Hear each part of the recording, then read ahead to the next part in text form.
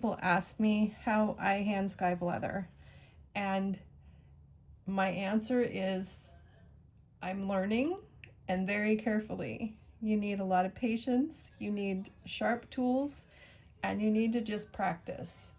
I am still learning, like I said, so I am not an expert. I can show you the knives that I have.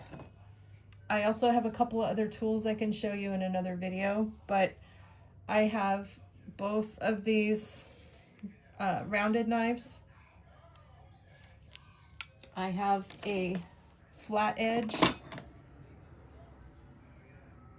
knife, and I also have a rounded edge knife. I go slow. I probably do it wrong, and there's probably other people who are better suited to show you how they do it. With the rounded tool, I did draw seam allowances on here. My seam allowance in my pattern, it plus a little bit. It's like plus an eighth, so that I know I'll be able, the goal is to be able to fold the leather over and have it lay flat so it's not too bulky. So I do on an angle, and I just go kind of sideways, and I go slow. I hold the blade. I put this hand down and I kind of put the blade on top of it to balance it a little bit so I don't go too deep, but I'm just taking a little bit off at a time. I can always take a little more off, but I can't put any back on. So you just take your time. If you feel like you go too deep, then back up and kind of smooth it out.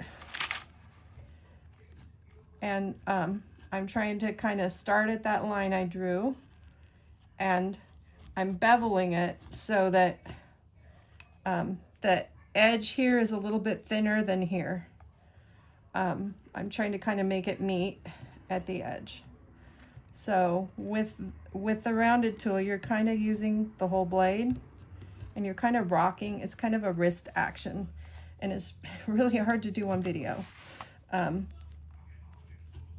And whether you go right to left, left to right, honestly, it just depends what works for you and what feels more comfortable and what you get used to, because when you first start, it's all gonna feel awkward. So that's the rounded blade. With the flat blade, I'm still holding it. My blade is kind of at an angle. It kind of naturally makes an angle when you use it. And I'm using my hand kind of underneath it to just give myself some space. I do have this granite block underneath that protects everything underneath it. So I'm not scratching a table. You can also use a piece of glass, whatever works for you, but you want it to be smooth and hard. So I do tend to like these flat and rounded blades a little bit better, the curved edge blade a little bit better than the rounded ones. I feel like it's a little bit easier for me to use, and I'm just coming back to the edge and kind of trying to clean it up a little bit. I can always use a pair of scissors if I need to kind of trim up some of that corner. So you can kind of see.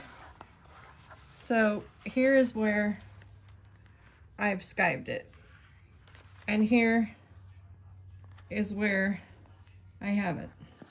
So you can kind of see that it's kind of almost about half the depth. So I'm just going to go around and continue to work. I use my rounded tool the same way, but I kind of go at an angle. And to me, it's easier to work this way. Maybe it's because I'm right-handed. It's easier to work across my body. And I tend to probably go slower than I need to, because I know I don't want to ruin my leather. So I'd rather take little bits off at a time than than take too much off. I've done that a few places and on a few projects, and most of the time I can make it work, but you don't want to ruin something. So this one probably would work better if I went this way, because I'm trying to use the rounded edge of that blade. And your blades have to be super sharp, and I think this one's a little duller. I've used it more, but I'm still trying to stay within that seam allowance that I made, and I'm just taking that thickness down just a little bit at a time. Like I said, I'm sure there's better ways to do this. I'm sure people that have been doing it for a long time could give you better, I guess, better direction. But because I'm still learning, I thought maybe you would like to join me on that journey.